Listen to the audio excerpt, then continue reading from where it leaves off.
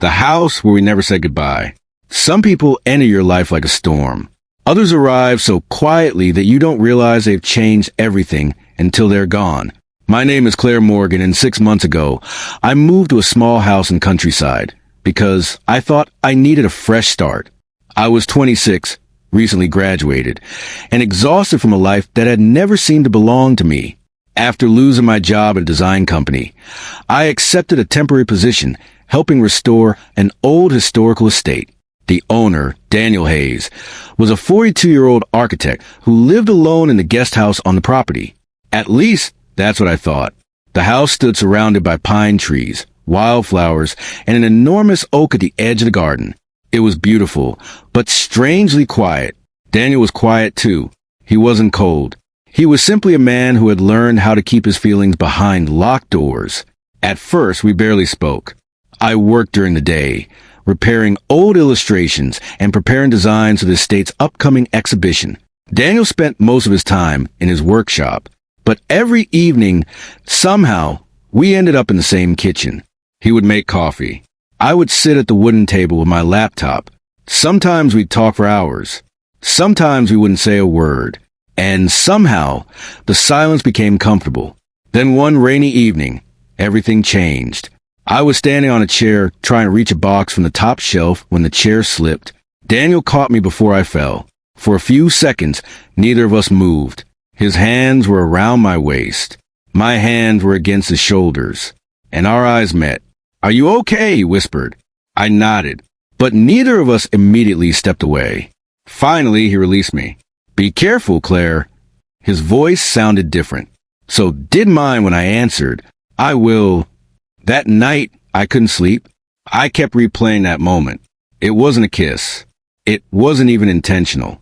But something had shifted, and I knew it. The following days became strangely complicated. Daniel started avoiding long conversations. I started pretending not to notice. Whenever our hands touched while passing a cup of coffee, one of us pulled away. Whenever our eyes met, one of us looked elsewhere. We were both trying to protect something neither of us had named. Then came the night of the storm. The electricity went out just after dinner. The entire house disappeared into darkness. Daniel lit several candles and placed them around the living room. For the first time, I saw him without the usual distance in his eyes. He looked tired. "Human, do you ever get lonely?" I asked. He stared at the candle flame, more often than I'd like to admit. I smiled sadly. "Me too." He looked at me. "Claire, there's something I need to tell you." My heart began beating faster. I've been trying to convince myself that what I'm feeling is temporary. I didn't answer. He continued. "But every day you stay here, it becomes harder." The room seemed to become completely silent. "I feel it too," I whispered. He closed his eyes for a moment. Then he stood. "We can't pretend this doesn't exist." "I don't want to pretend." He looked at me with an expression I had never seen before. "But feeling something doesn't automatically mean we should act on it." Those words hurt more than I expected.